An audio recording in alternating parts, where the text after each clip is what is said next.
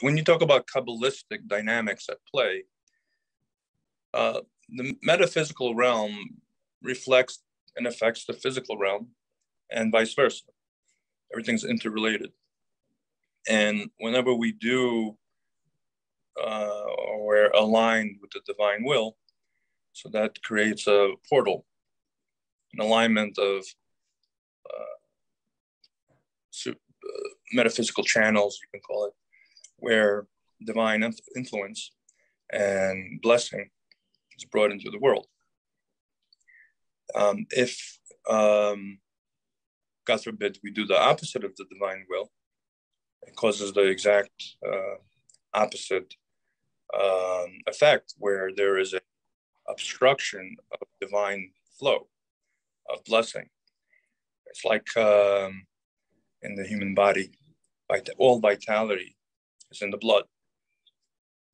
And any limb that is severed of a blood supply for a long enough period of time will die.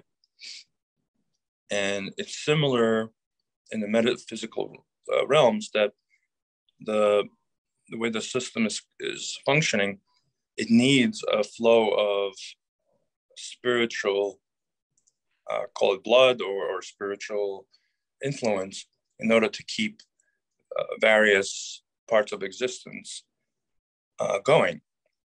And so when people, especially society en masse, makes really bad decisions for enough period of time, there's enough of an obstruction of divine plenty where the forces of evil could flourish. So to bring it down to earth a little bit, the last 60 years of murdering the unborn,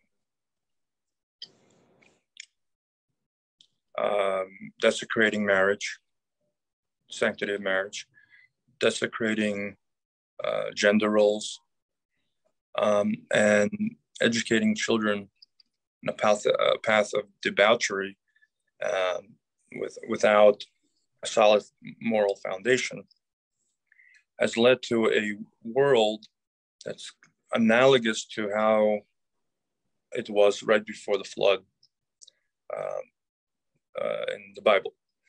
And God is giving each one of us a choice right now, out of mercy, that He is giving you the choice and me the choice of who we're going to bow down to.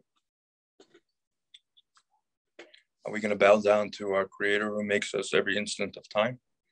Creation ex nihilo. Every, happy birthday. He's actively involved in making it. And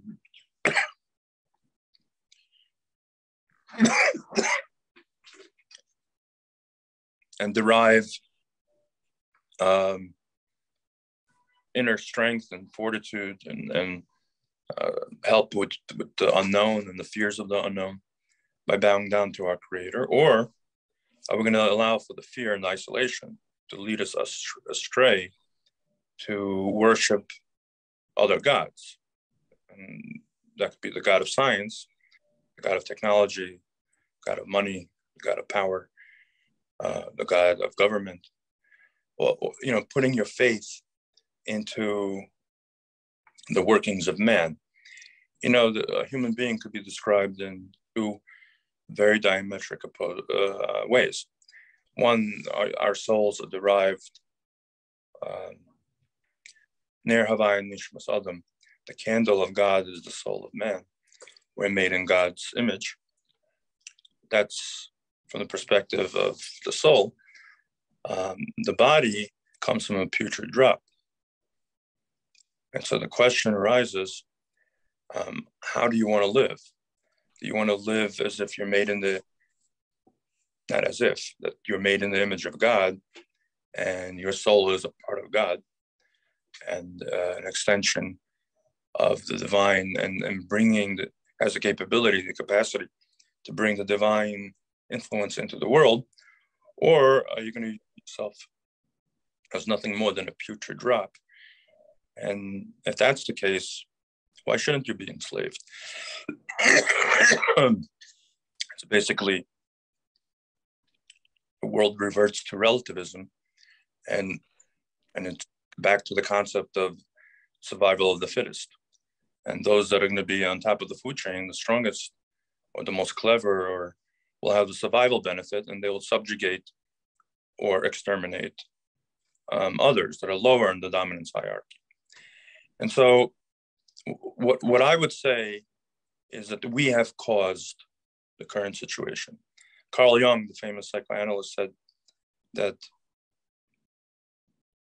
the degradation of a society begins with the degradation of the individual, and vice versa. The spiritual improvement of an individual leads to an elevation of human consciousness. And so enough of us have made so many bad choices that basically have the message that was or is being sent to God is, we don't want your law, we don't want you in our lives. We'll codify our own standards of morality. But whenever that happens, then what makes your moral code better than someone else's? You know, in the Nazi culture, let's say, someone who would slaughter more Jews or be more brutal, more vicious, would be considered praiseworthy. Now, the fact that my brother's on this call as well, that our family, many of our family died at the hands of the Nazis, we don't like that, that's for sure. But so what? What gives us the moral high ground if everything's relative? So that's, you cannot use human logic and reason to come up with a system of morality that is applicable at all times and all places. That's why we need an objective, excuse me. One visual. We need an objective, universal code of morality, which transcends time and space. And that could only be of divine origin. And so it's a long-winded answer, but if we're looking for solutions, and in terms of a Kabbalistic perspective, you'd want to align the 10 emanations or the 10 channels of divine plenty, the tree of life, as it's called. You want it in perfect harmony. We need to restore its perfect harmony so that the divine blessing could actually flow efficiently into the world.